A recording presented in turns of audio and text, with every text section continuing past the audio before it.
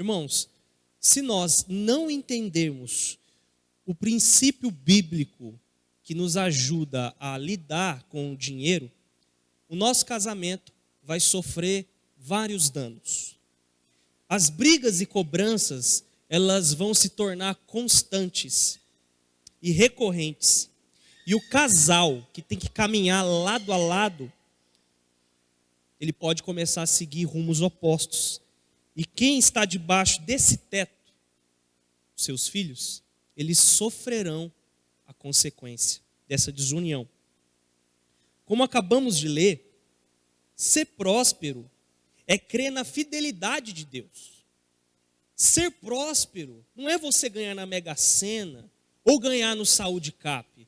Ser próspero é você entender o propósito de Deus na sua vida. Como nós acabamos de ouvir desse altar.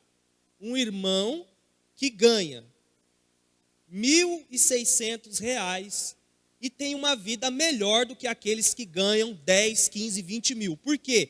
Ele entendeu que prosperar não é ganhar dinheiro demasiadamente, mas sim confiar na palavra do Senhor. Prosperar, biblicamente, significa florescer. E esse florescer, como aqueles que são como árvores plantadas, significa que você vai crescer para baixo, para cima e para os lados. Esse é o crescimento bíblico que Jesus tem para mim e para você, se a gente obedecer à palavra dele. Porque se vier um vento e derrubar a sua árvore, pode ter certeza que você não vai cair, porque a sua raiz é profunda. E nós devemos compreender isso. A teologia da prosperidade, infelizmente, criou em nós um senso, um entendimento de que todos na terra têm que ser patrões e ser bem-sucedidos e ter salários multimilionários. Levando para o crente que não possui tanta renda a pecha de que ele está com encosto ou sob maldição. Mas prosperidade financeira está diretamente atrelada à boa administração, mordomia e integridade. Entenda mordomia não como vida boa, sombra e água fresca, mas sim servir aqueles que estão junto a ti. Servir, entregar, colocar em ordem. Vou dar um exemplo para vocês. Em 2019, os procuradores da Justiça de Minas Gerais estavam insatisfeitos com um salário de R$ 24.000. Para vocês, irmãos, R$ 24.000 é muito ou é pouco?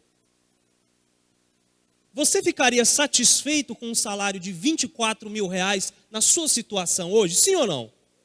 Eu também. Mas olha só o que eles falaram. Eu vou reproduzir a fala de um procurador.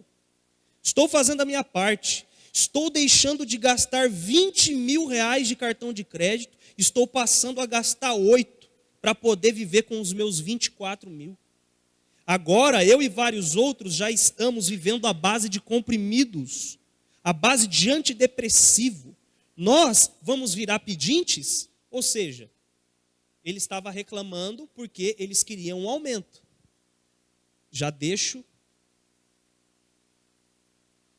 o tema dessa mensagem, o esboço central dessa mensagem. Não adianta você ganhar um salário multimilionário se você não sabe administrar aquilo que Deus dá na sua mão. Não adianta. Você pode pedir, Deus dá, pode até dar.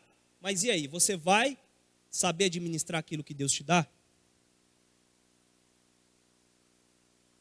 Há uma parte nessa história que não nos contaram e que não contaram para o procurador de Minas Gerais, que é a nossa responsabilidade. Deus é bom, sim ou não? Mas Ele colocou sobre nós essa responsabilidade de administrar aquilo que nós temos. Repita comigo assim: soberania divina, responsabilidade humana, caminham juntos. Então, Deus pode entregar para você um salário maravilhoso, se você não souber administrar, muitos aqui podem até falar, Deus não me abençoa, Deus não me ouve. Mas, amigo, você gasta mais do que ganha e quer que Deus te abençoe mais? Então nós temos que colocar esse pensamento. Nós temos que ter domínio próprio e contentamento. Como o apóstolo Paulo lá em Filipenses 4. O apóstolo Paulo aprendeu a conviver com pouco, com médio, com muito. Por quê? Tudo posso naquele que me fortalece. Tanto passar angústia como passar alegria, eu estarei firme nos altares de Deus. Mas hoje existem pessoas que, se estiverem no vermelho na conta do banco, não levantam a mão para bendizer ao Senhor, não levantam a mão para dizer glória a Deus, só dão glória a Deus na hora que estão tudo certo. E existe o contrário também. Irmãos que eu conhecia aqui dentro, que ganhavam um salário de 2.000, 1.500 e eram fiéis. Na hora que o Senhor prosperou, sumiu. Por quê?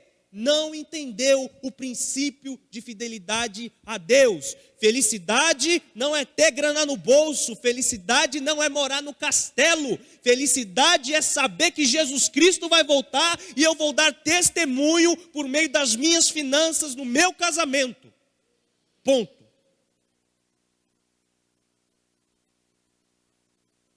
As nossas finanças estão mais conectadas com o nosso hábito do que ao nosso mérito. Então pare de querer o que é dos outros e se concentre naquilo que Deus entregou na sua mão. Assim você vai ser feliz, realizado e contente. Lembre-se do apóstolo Paulo. Ele não estava conformado. Poxa, eu vou ter que ficar com isso aqui sempre, essa miséria. Ele não estava conformado, ele tinha contentamento. Contentamento é diferente de estar em conformidade. Amém? Amém? Então vamos ensinar como administrar a vida financeira do casal de acordo com a integridade bíblica. Primeiro ponto da mensagem. Você tem que descobrir quem é o seu cônjuge financeiramente falando. Você tem que descobrir se ele é o poupador. Quem é o poupador? Ele geralmente é conhecido como pão duro. Vamos comer um lanche, amigo? Não, não vou, porque eu vou guardar. Ele coloca tudo na conta do banco. Ele é sempre esquemático. Ele coloca na ponta do lápis o que ele vai gastar, o que ele não vai gastar, quais são as contas que entram, o quanto que ele tem que gastar por mês e por aí vai. Esse é o poupador. Ele tem zelo com as finanças. Quem é você nessa história? Agora tem o gastador. O gastador, ele sai comprando adoidado. Não estou nem aí para o que vai acontecer. Sabe por quê? Porque o importante é o hoje. Nós vamos morrer daqui uns dias. Nós vamos andar em ruas de ouro. E não importa. Deus é bom e Deus é fiel. Então não importa. Ele tem controle, ele sabe quanto que ele ganha. Mas só que ele não poupa. Ele não coloca nada no banco. Da mesma forma que o dinheiro entra, o dinheiro sai. E maravilha. Mas tem também o descontrolado. Ou seja, ele não sabe quanto entra e quanto sai da sua conta. Ele vai gastando de forma terrível. E tem o desligado também. A fatura do cartão de crédito é sempre uma surpresa todo mês. Quantos são assim? E tem um nível aqui maravilhoso que é o financista. Ele é mais zeloso do que o poupador, porque além de colocar tudo na ponta dos lápis, ele entende de investimento, de juros e inflação, de tesouro direto. Onde eu quero chegar com isso, amigos? Imagina um descontrolado casado com uma descontrolada. O que vai virar disso? Miséria. Imagina dois poupadores juntos. Vocês vão dar tchau de mão fechada direto. Onde eu quero chegar com isso? Nós, como povo de Deus, nós temos que ter equilíbrio. Nós temos um pouquinho de cada desses aspectos que eu falei para você. Se você gasta mais do que você ganha, está na hora de você rever os seus conceitos. Se você não aceita comer um lanche com os seus amigos, porque isso dói no seu coração, Reveja os seus conceitos também. Por isso que eu falo, um poupador tem que estar casado com uma pessoa que é gastadora e assim encontrar o equilíbrio. Amém? Diga assim, no meu casamento, eu tenho que encontrar o equilíbrio. Então eu não vou ser descontrolado. Eu não vou ser gastador. Amém? Você tem que descobrir onde está o vazamento da sua caixa d'água. Muitos reclamam, falam, puxa, pastor, estou cheio de conta lá em casa. Mas por quê, amigo? O que está acontecendo? Tem muita gente que não manja nada de mercado financeiro e está tentando ganhar dinheiro nisso, irmão. Vai fazer um curso, existe curso para isso. Talvez suas assinaturas de streaming, elas devem estar mais avantajadas do que outra coisa. Tira aquilo que é supérfluo e começa a concentrar naquilo que você ganha. Que eu tenho certeza que se você administrar muito bem aquilo que Deus te deu, eu tenho certeza que você vai ser abençoado. Amém? E outra, você tem que ser realista. Vou dar um exemplo. Imaginemos que eu seja abençoado com uma Evoque Land Rover 2021. Sabe quanto custa esse carro, a tabela FIP dele? 380 mil reais. No meu caso, se alguém chegar e me abençoar com um carro desse, eu vendo esse carro, irmão, porque esse carro está fora da minha alçada, está fora do que entra de água na minha caixa d'água. Porque só de IPVA é 12 mil e lá vai cacetada. Um pneu desse carro deve ser R$1.000, eu estou chutando, deve ser por aí. Uma manutenção, uma troca de óleo deve ser isso. Agora vamos lá. Para eu ganhar 15 mil reais, eu tenho que trabalhar quase um ano. Aí você tem que colocar isso no teu coração. Ah, mas meus amigos estão trabalhando, eles estão comprando Evoque, eles estão comprando um monte de carro da hora, e eu estou andando com esse Fusca quadrado, ora bolas, eles pagam a sua conta? Então você não tem que comprar carro igual eles, porque você tem que entender a sua realidade. E porque os crentes não entendem a realidade, estão caindo em buracos de maus testemunhos e envergonhando a igreja do Senhor, envergonhando a igreja de Cristo. E tem lugares que contas desse tipo sobra até para o pastor pagar. Não estou brincando, é verdade. Vou te dar outro exemplo, de que nós não podemos ser influenciados pelo que os outros estão fazendo, porque eles não vão pagar as nossas contas. Principalmente, olha essa, a esposa chegou, o marido falou assim, eu quero fazer uma recalchutagem plástica. E por causa disso, eles começaram a brigar. A mulher queria fazer uma repaginação, uma cirurgia plástica que ia sair pela bagatela de 25 mil reais. E o casal começou a brigar por causa disso. Porque o marido falava, você não precisa, mas ela, por ter dado ouvidos a ímpios, aqueles que não andam na presença do Senhor, olha só, como é feliz aquele que segue, como é feliz aquele que não segue o conselho dos ímpios. Ela deu ouvidos a isso. Moral da história, o marido teve que parcelar lá em 16 parcelas. Era necessário? Ele disse que não, mas gerou um conflito.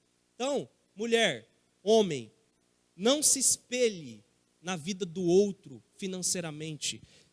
Se contente com aquilo que Deus colocou na sua mão e seja feliz com isso. Nós vamos dar estratégias aqui para você batalhar, para você crescer em graça, para você crescer financeiramente. Abre lá comigo em Malaquias 3:10.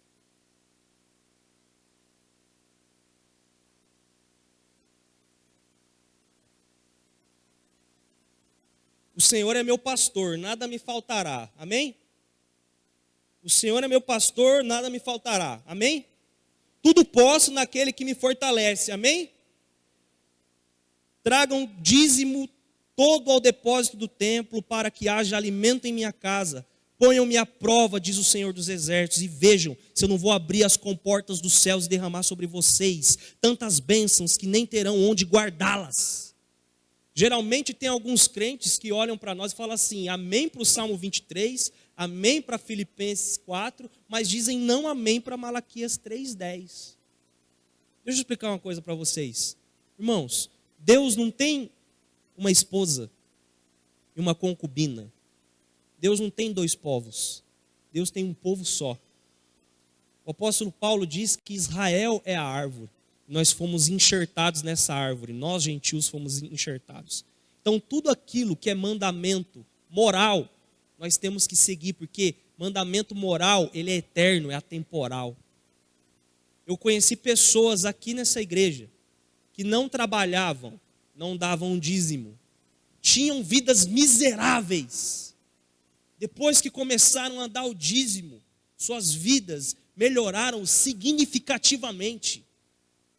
Não estou falando isso para gabar alguém, para levantar a moral de alguém, não. Estou dizendo o seguinte, que Deus, Ele cumpre aquilo que Ele promete. Ele diz, vejam se não vou abrir as comportas dos céus e derramar sobre vocês tantas bênçãos que nem terão onde guardá-las. Essa é a palavra do Senhor. Eu tenho certeza, olha só.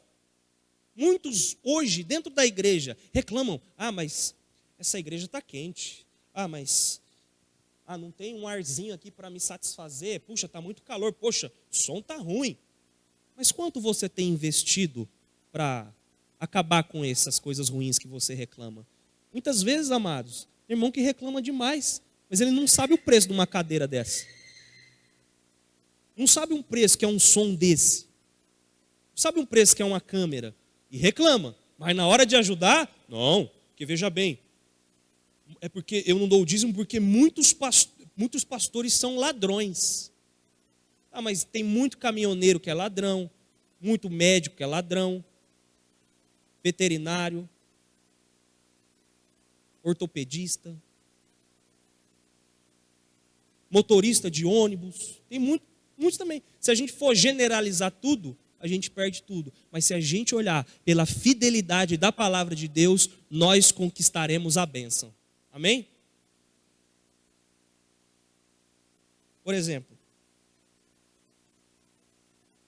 além de ser dizimista, você tem que ser íntegro também.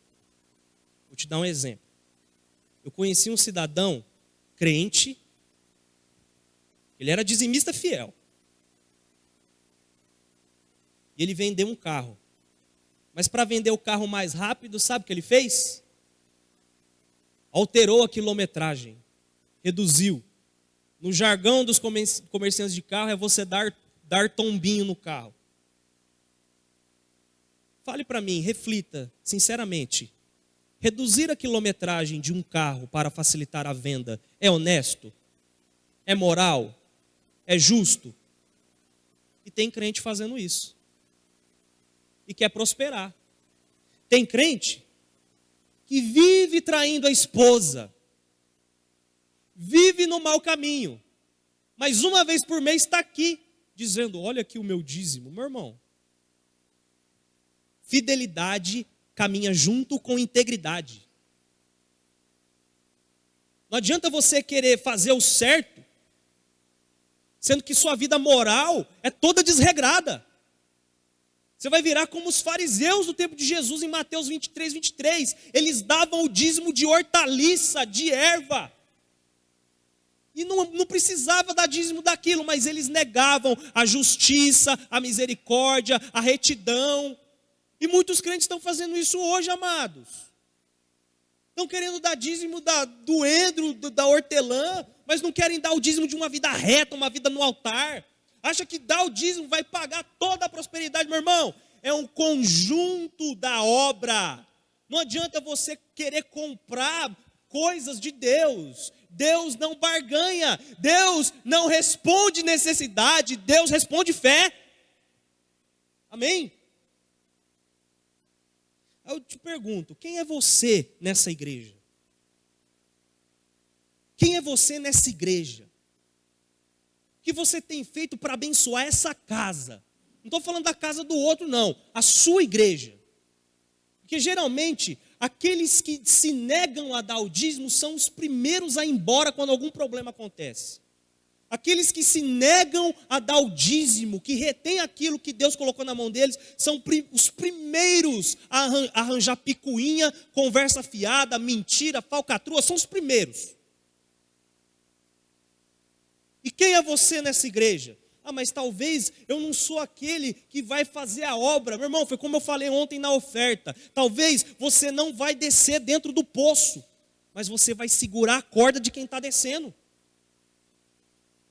Ah, eu não prego, meu irmão, mas eu prego. O pastor prega. E sabe o que a gente faz com o seu dízimo? No meu caso, eu compro livro, eu compro literatura para abençoar a sua vida.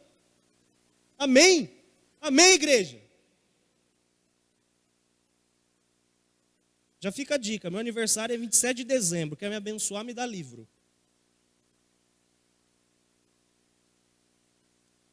Vamos lá, segundo ponto. Não deixe que o materialismo segue a vida de vocês como casal. Deixa eu exemplificar. Muitas vezes nós somos influenciados por aquilo que nós vemos.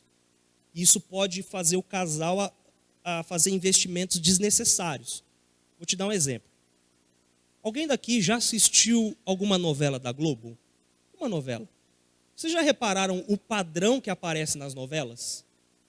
Não é sempre um padrão alto, todo mundo com um carrão, beleza?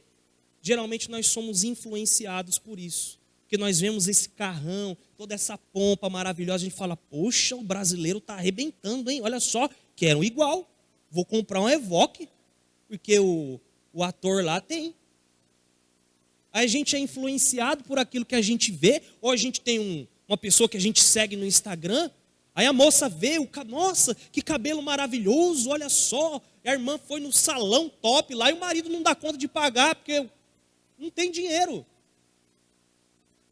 Ou seja, às vezes nós estamos prestando atenção naquilo que não é a nossa realidade. Aí nós ficamos tristes, abatidos, chateados, e nós começamos a descontar um no outro dentro de casa. Assim, tá vendo? Eu queria fazer o cabelo lá, você não deixou, seu munheca, seu mão de vaca. Não é assim que funciona, amados. Não é assim que funciona. Vamos lá, para deixar seu coração leve agora. Segundo a Fundação Getúlio Vargas, uma família com renda familiar superior a R$ 20.900 no Brasil é considerado rico. Então, se a sua casa, sua família ganha quase R$ 21 mil, você é considerado rico. E de acordo com a reportagem do site BBC Brasil, são consideradas pobres as pessoas que vivem com uma renda mensal inferior a R$ 469 por cabeça. Se você fizer a conta, amado, onde eu quero chegar? Você vai perceber que você não é pobre. Eu tenho certeza que dentro da sua casa tem uma renda maior do que R$ 469 por cabeça. Então, às vezes você vai falando, eu sou pobre, eu sou pobre, eu sou pobre. Lembre-se, convicções moldam pensamentos. E o pensamento vai determinar o seu comportamento. Então, um segredo para nós não nos movermos pelo materialismo, é saber administrar aquilo que Deus já nos deu.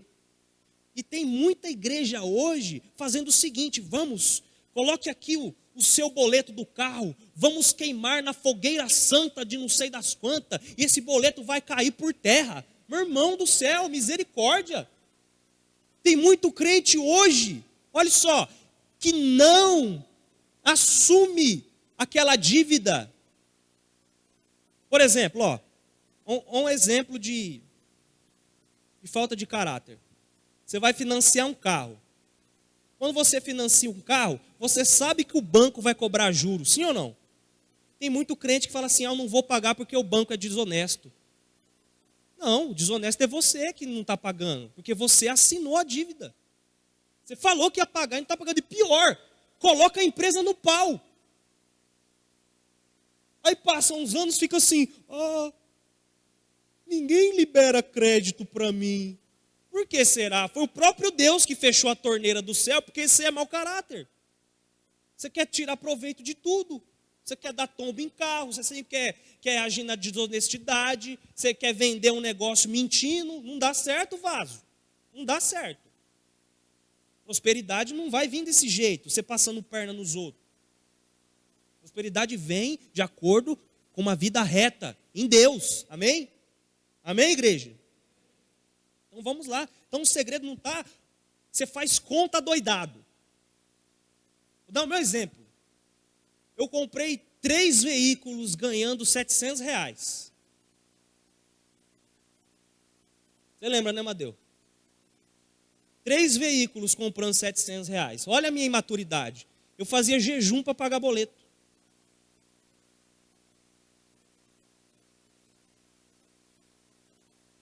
Aí me diga.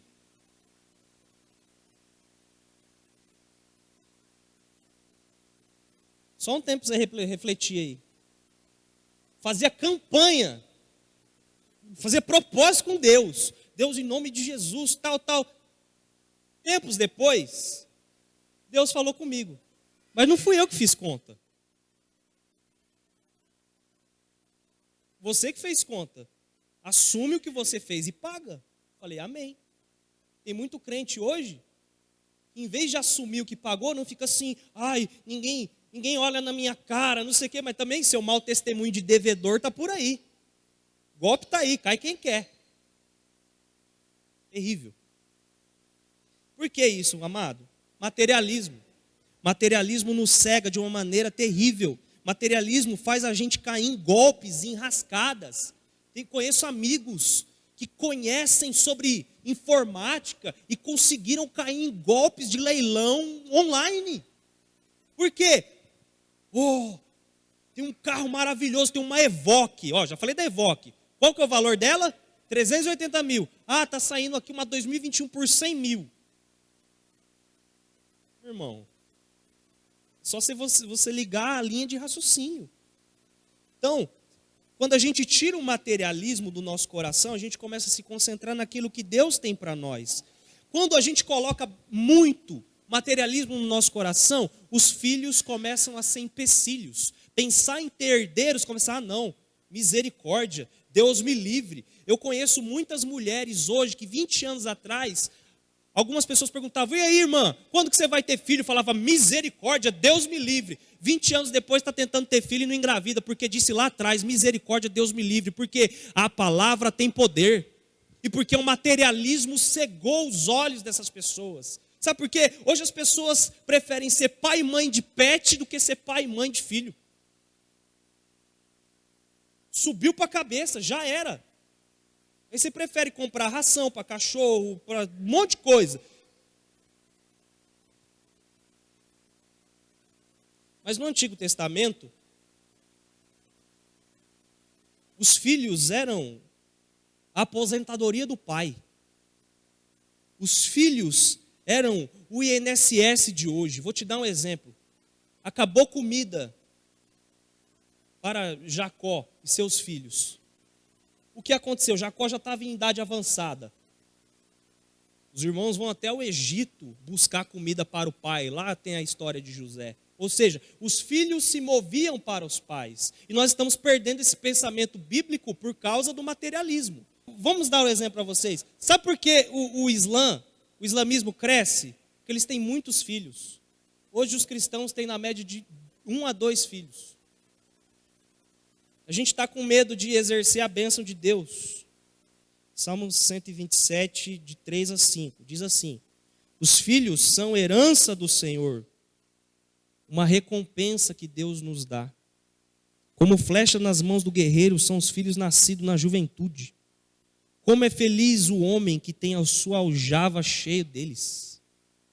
Não será humilhado quando enfrentar seus inimigos no tribunal. Amém? E você está fechando a torneira da bênção aí, porque você está colocando o dinheiro à frente do mandamento do Senhor. Vou te dar um último exemplo disso. De como colocar o materialismo acima da bênção de Deus. Conheci uma pessoa que quando ela engravidou, ela ficou assim, nossa, agora que minha vida financeira estava alicerçada, nossa, Agora que a gente estava caminhando para conseguir mais recursos. Essa criança foi muito rejeitada, extremamente rejeitada. Talvez você não saiba, mas segundo Jacques Lacan, as mazelas dos pais são refletidas nos filhos inconscientemente. E todo aquele descontentamento, aquela reclamação, a criança cresceu. Uma síndrome de ansiedade terrível. E com uma baixa autoestima terrível. Ao ponto de, exemplo, se eu estivesse dando risada com o pastor aqui, e o garotinho visse nós dando risada, ele ia falar assim: vocês estão dando risada de mim, né? Olha só o ponto da patologia. Sabe como essa criança se curou? No altar de Deus. Por causa do materialismo dos pais. Talvez você não fale, talvez você não exemplifique, mas se no seu coração o materialismo for maior do que o seu filho, pode ter certeza, inconscientemente ele vai colocar isso dentro dele, ele vai externar numa crise. Pode ter certeza disso que eu estou falando. Então mude o seu coração e saiba que Jesus tem algo maravilhoso para a sua vida financeira, que não é o materialismo, é a bênção do Senhor sobre a sua vida. Vamos lá, Atos 2:44. Diz assim a palavra de Deus: todos os que criam mantinham-se unidos e tinham tudo em comum. Repetindo, todos os que criam mantinham-se unidos e tinham tudo em comum. Ah, mas você está pegando um versículo fora de contexto. Estou. Mas eu quero pegar o princípio para aplicar no teu casamento. A igreja primitiva, ela prosperou porque havia unidade. O seu casamento vai prosperar financeiramente quando houver unidade. Repita comigo. O meu casamento vai prosperar financeiramente quando houver unidade. Sabe por que não dá certo às vezes aqui, na sua vida? Porque às vezes você quer reformar a sua casa, varão, e a sua esposa quer fazer uma viagem para a Disneylândia. Está em acordo? Às vezes você quer planejar uma viagem e a sua esposa quer outra coisa. Se não estiver em união, não vai prosperar. E aqui é o exemplo que nós pegamos da igreja de Atos. Eles estavam unânimes num projeto, num propósito, numa só visão. E é isso que nós temos que adquirir. Às vezes, dentro do cristianismo, dentro dessa igreja, o marido está olhando para o norte e a esposa está olhando para o sul. Opa, está errado. Vocês têm que olhar para o mesmo objetivo. Se o objetivo de vocês é construir uma casa, que os dois olhem, que os dois visualizem, não só. Às vezes não dá certo porque está igual um cabo de guerra. Se nós vamos comprar um carro, nós vamos comprar um carro, marca tal, ano tal, nós vamos pagar desse jeito. Estamos de acordo? Sim, não, sim, estamos. Mas isso tem que ser do coração, de acordo, porque não dá certo. Os casais não estão em concordância, então você tem que ter o quê? Unidade com a sua esposa. Por quê? Sua esposa, seu marido, ele não é um competidor, ele é seu cúmplice, seu companheiro, seu braço ajudador. Amém, igreja? Alguns casais vivem de forma tão individualista que brigas assim são corriqueiras. Eu comprei o carro com meu dinheiro. Eu faço isso com o meu salário. Essa televisão 55 polegadas, Samsung A1 770, ela eu comprei com o meu dinheiro. Então, o meu dinheiro eu faço o que eu quiser. Opa! Olha aí, por que não prospera? Por que não dá certo? Alguns andam sob os conselhos dos ímpios, que já entram no casamento esperando que um dia ele venha acabar. E por isso fazem uma prevenção, se casam com separação total de bens ou com contrato pré-nupcial. Ou seja, o cônjuge não tem nenhum direito sobre os bens adquiridos, mesmo depois do enlace. Olha o que está acontecendo com o povo de Deus em 2021 e você não sabe. Aí tem uns querendo ir para a direita e para a esquerda. Ah, mas o que a gente vai fazer? Ah, eu quero abrir uma empresa. Não, eu quero bater massa. Irmão, alinhe isso aí. Alinhe isso aí, que eu tenho certeza que Deus vai te prosperar. E outra, repita comigo assim, num casamento, mais forte, não existe o que é meu, existe o que é nosso. Amém? Vou te dar um exemplo. Se o que eu tenho é meu, tá?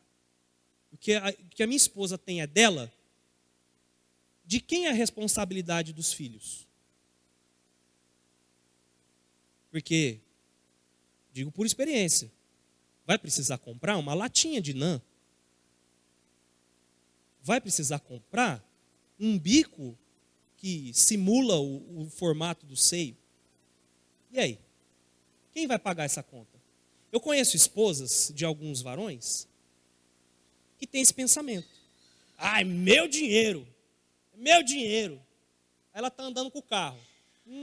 O carro quebra. Sabe a primeira coisa que ela faz?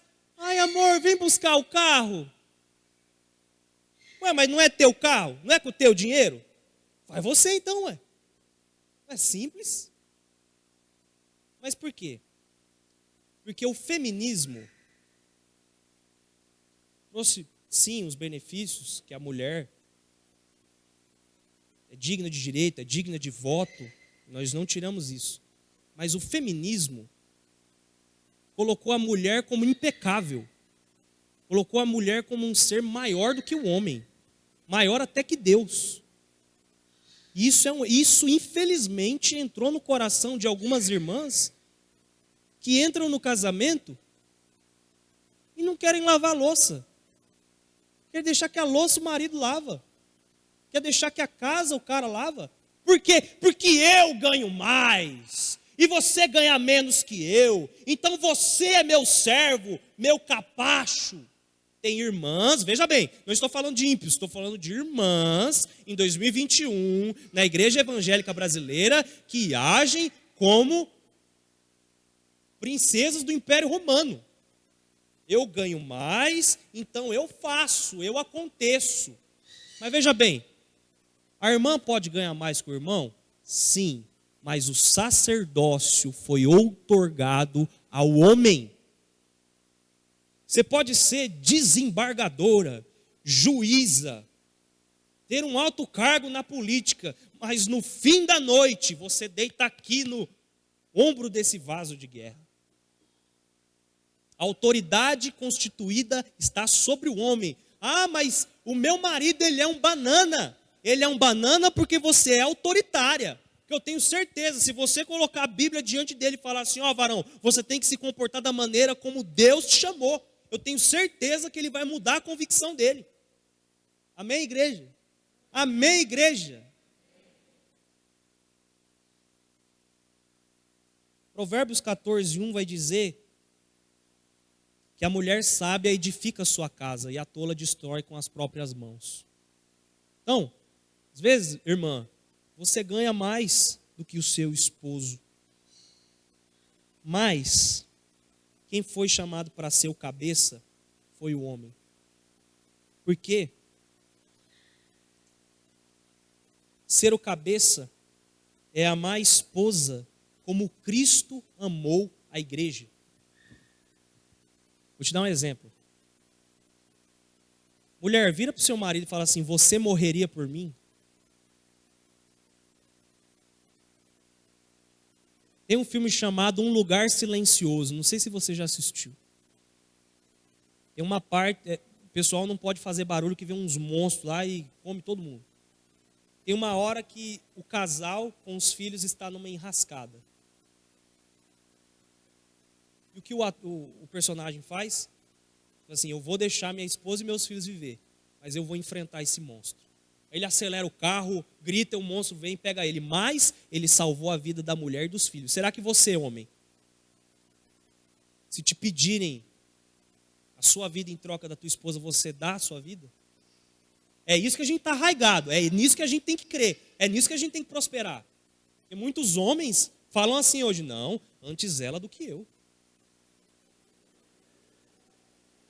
Ah, eu vou morrer. Não, eu vou morrer. Vai com Deus, Deus te abençoe. Nos encontramos no paraíso daqui uns 20 anos. Infelizmente.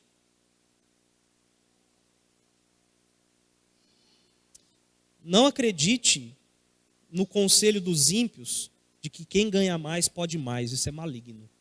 Nós, como cristãos, devemos ter princípios alinhados com a vontade de Deus. Amém? Então não tome decisões sem prioridade, sem planejamento e sem concordância mútua. Vou exemplificar novamente. Se vocês querem chegar a algum lugar, coloquem os dois uma coisa no coração. Nós vamos até a praia de Maragogi, mas nós vamos juntos. Traceja isso e vai.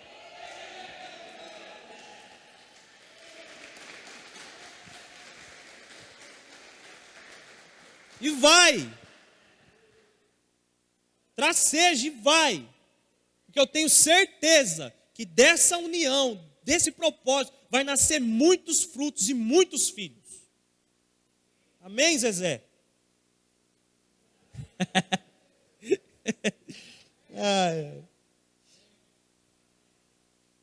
Primeiro de tudo, para concluir, faça um planejamento como um casal. Eu não sei se você já teve essa oportunidade de sentar com a tua esposa e falar assim, amor, qual é o seu sonho? Graças a Deus eu casei com uma mulher que sonha o meu sonho.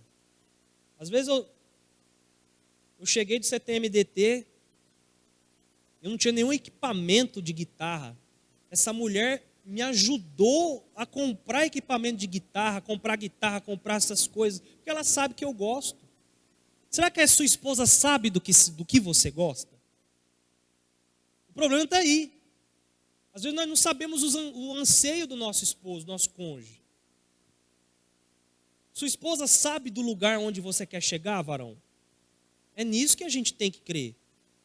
E outra, a sua esposa ela não é uma competidora. Ela não está ali para tomar a sua medalha. A medalha de ouro é de vocês dois, porque Cristo conquistou na cruz do Calvário. Amém? Então planeje. Não é assim, apenas pensamento positivo, fazer figa, falar Senhor, Senhor me abençoa, Senhor me abençoa. Não, isso não é fé, isso é fideísmo, isso é um salto no escuro. Coloca no papel, nós vamos fazer isso. Nós vamos vender esse imóvel, os dois, no mesmo propósito. Deus abençoa. Ah, irmão, Deus é bom. Deus é bom. Segundo, se você quer aumentar a sua renda, aumente a sua entrada. Ah, mas eu vou ter que trabalhar mais. Vai. Mas você não quer que aumente a tua renda? Outra, amigo, irmão, no que você é bom? O que você faz? Você passa horas e não te causa transtorno. Não... Sim, você vai cansar, mas o que você faz tem que te dar prazer. Vai gerar enfado? Vai. Porque nós somos humanos. Nós estamos inclinados ao pecado. Mas tem algo em você que Deus colocou somente na sua mão. E que você pode fazer, e isso pode dar uma renda maravilhosa para você. 3. Não compre o que você não precisa. Tem gente que vai passando pelo shopping assim, ó, vai pegando. R$29,90. Ah, não. R$19,90. Ah, não. R$35,90. R$9,99. Vai pegando. Aí chega a fatura do cartão de crédito, R$1.700. Então, risca o que você não precisa. Outra coisa que a gente faz também, a gente compra, às vezes, as coisas muito pelo anseio. Você viu um negócio e fala, puxa, eu tenho que comprar. Puxa, meu Deus do céu. Puxa, eu tenho que comprar aquela pedaleira, varão. Meu Deus do céu, R$ 2.000 está um preço bom. Mulher do céu, me ajuda. Me ajuda naquele cartão de crédito, mulher. Não, isso é anseio. Respira um pouquinho que passa. Vai passar uns 3 dias e você vai ficar mais de boa. 4. Seja íntegro, fiel e verdadeiro.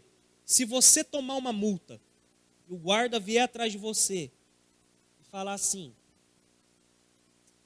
ó, se você me pagar R$ 15, eu deixo você passar. E aí? Multa de velocidade. Falando de cristianismo, se aceitar pagar R$ 15, e aí? É suborno, não é? Às vezes nós temos que assumir os nossos boletos e parar de deixar a conta nas costas do outro. Que a partir do momento, lembre-se disso, é um tripé. Não é só você ser fiel na igreja, é você ser fiel lá fora também.